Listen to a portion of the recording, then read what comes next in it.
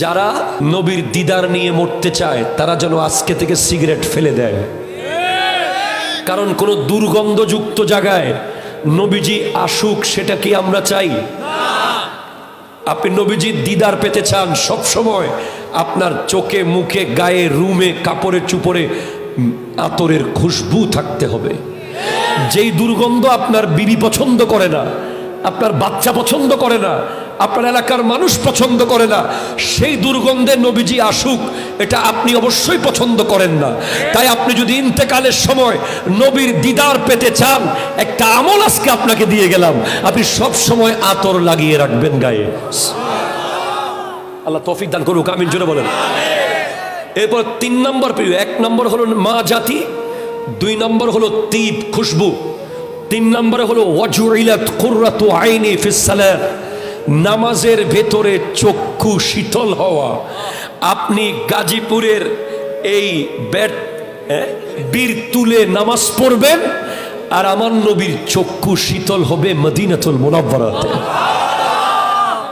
আপনি আজকের মাহফিলে 10,000 মানুষকে খাওয়াবেন, এক পোটলা নবীকে দেওয়ার সুযোগ নাই, কিন্তু আপনি আপনার মায়ের সেবা করেন, নবী পেয়ে যাবে।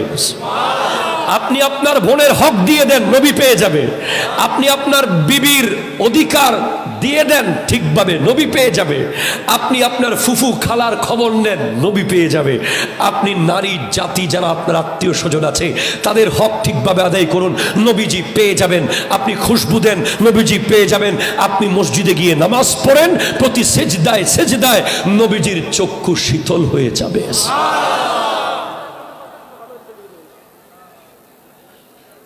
কল শেষ করে তারপর শুরু করবো আবার। মারহাবা। তখনই সিদ্দিক আকবর রাদিয়াল্লাহু তাআলা বলছে, ইয়া রাসূলুল্লাহ, আমারও 3টা প্রিয় আছে।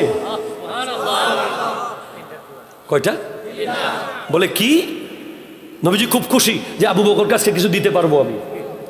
কিন্তু সিদ্দিক আকবর কি চাইলেন দেখেন, বলে 1 নম্বর প্রিয় হলো আন-নাজরু ইলাইকা, আপনি নবীর চেহারার দিকে তাকিয়ে থাকা। 2 নম্বর প্রিয় কি? বলে ওয়াল জুলুসু বাইনা ইয়াদাইকা, আপনি নবীর সামনে বসে থাকা। 3 নম্বর প্রিয় কি? ওয়া ইনফাকু মালি আলাইকা, আমার যত সম্পদ আছে, ইভেন আমার মেয়ে সাইয়্যিদা আয়েশা সিদ্দিকা রাদিয়াল্লাহু তাআলা আনহাকেও আপনার খিদমতে দিয়ে দেওয়া আমার প্রিয়। তখন